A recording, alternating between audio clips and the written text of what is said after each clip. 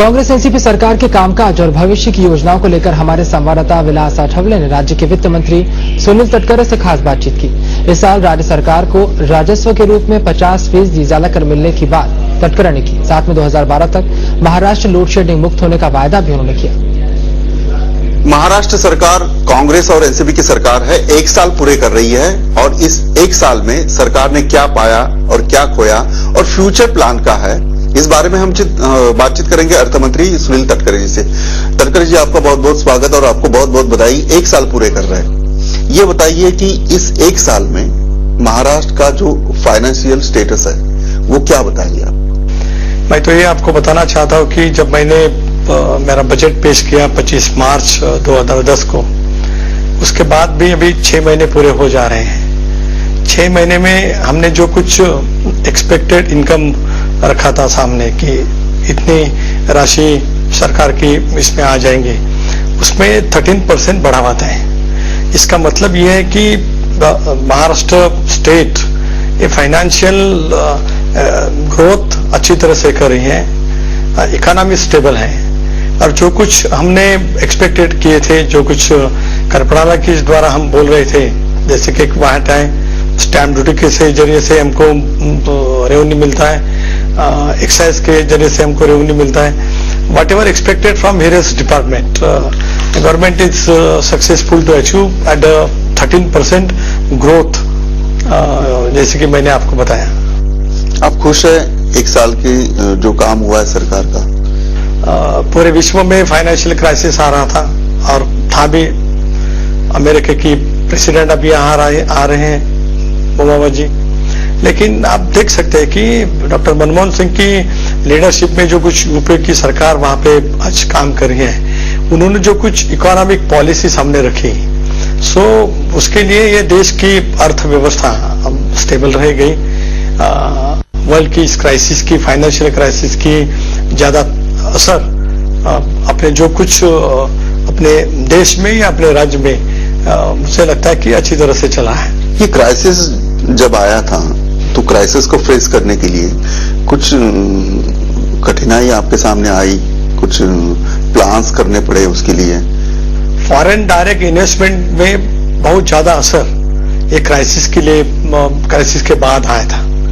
जितना अमेरिका और यूरोप की राष्ट्रों का इन्वेस्टमेंट कई उद्योगों में, कई सारे प्रोजेक्ट में जिस फ्लो से आ रहा था, वो तो बिल्कुल असर हो गया। लेकिन इंडियन इकोनॉमी और अपना स्टेट इकोनॉमी, मुझे लगता है जिस पॉलिसी से हम काम करते रहे, उसका यही नतीजा हो रहा कि विश्व की अन्य कंट्रीज के comparison with other countries of the world, we are definitely successful in crisis. Maharashtra की अगर बात करें तो इस साल में कितना रेवेन्यू बढ़ा है राज्य सरकार के बाद जो रेवेन्यू आता है? देखिए, राज्य सरकार को मैंने बोला तो एक वैट के जरिए से ज्यादातर रेवेन्यू मिलता है और वैट का अभी 6 महीना तो पूरे हो गए हैं। एक्सपेक्टेड रेवेन्यू हमने वैट के जरिए से, सेल टैक्स के जरिए से हमने कैलकुलेट किया था 38,000 करोड़ रुपए, लेकिन इस 6 महीने में, पहले 6 महीने में हमको 20,650 करोड़ हम इनकम अभी हमारा रिकवर हो गए हैं। स्टैम्प ड्यूटी में भी 5,740 और स्टेट एक्साइज उसमें से 2,620 करोड़ तक और अपना ट्रांसपोर्ट की जरिए से 1,520 करोड़ तक का इनकम रिकवरी राज्य में अपने हो रही है। अच्छा, यानी 25 क्रॉस कर दिया है आपने 6 महीने में? नो, या क्रॉस मोर देन उससे भी ज्यादा 50% से भी ज्यादा हमारा रेवेन्यू कलेक्ट हो गया है। कुछ खास प्लान्स किए थे, कुछ सुधारना? इसके लिए हमने यही इम्प्रूवमेंट्स किए थे, जैसे फाइनेंशियल इम्प्रूवमेंट्स हम कई बार बात करते हैं। रेवेन्यू इनकम जनरेट करने के लिए हम ई पेमेंट यानी कंप्यूटराइजेशन में ज्यादा एम्फासिस किया है और इससे सब वैट में कंप्यूटेशन करने के इसका रिजल्ट इतना अच्छा आ गया, जैसे कि जो लोग, जो कुछ स्टेक होल्डर्स वैट ठीक तरह से नहीं देते थे, उनके लिए भी कुछ हमने सजा की तरतूद की और सब ई गवर्नेंस 100% इम्प्लीमेंट देश में Maharashtra state e governance implement करने वाला एक फर्स्ट स्टेट है। सो उसका ज्यादा अच्छा नतीजा हमको इस रिकॉर्ड के बारे में हो गया है। ये वैट को काफी विरोध भी हो रहा था, व्यापारी विरोध कर रहे थे, या फिर तो सिस्टम बनाने के लिए कुछ वो प्लान्स किया था, कैसे बनाया अपने व्यापारियों को?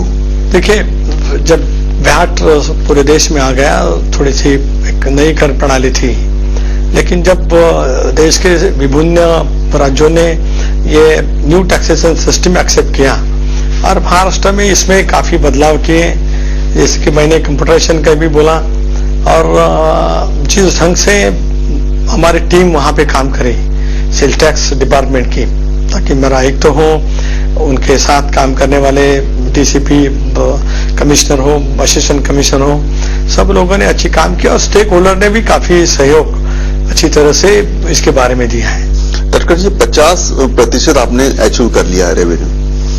राज्य की एक जिम्मेदारी होती है कि आप जब रेवेन्यू लेते हो तो एक समाज के विकास की, सोशल विकास की एक जिम्मेदारी होती है। क्या सरकार उस विकास के लिए ध्यान दे रही है? कहां तक ध्यान दे रही है? क्या प्लान है? देखिए, हमने इस बजट में किसानों के लिए अच्छी तरह से सुविधा रखी है। 50,000 तक कर्जा में हम 0% इंटरेस्ट दे रहे हैं। जो कुछ इंटरेस्ट डिस्ट्रिक्ट कोऑपरेटिव बैंक ये थी और कुछ फाइनेंशियल इंस्टीट्यूट किसानों के पास से लेते हैं, तो फिर 50,000 तक 0% इंटरेस्ट से उनको कर्जा मिल रहे हैं। 50,000 से 3 लाख तक at the rate of 4%. So interest subsidy between say 7% to 4% is compensated by the state government. और उसके बाद किसानों के जरिए से काम करने के बाद भी इंफ्रास्ट्रक्चर प्रोजेक्ट में हमारे सरकार ने बहुत कुछ काम किया, जैसे कि हम मुंबई में देख रहे हैं।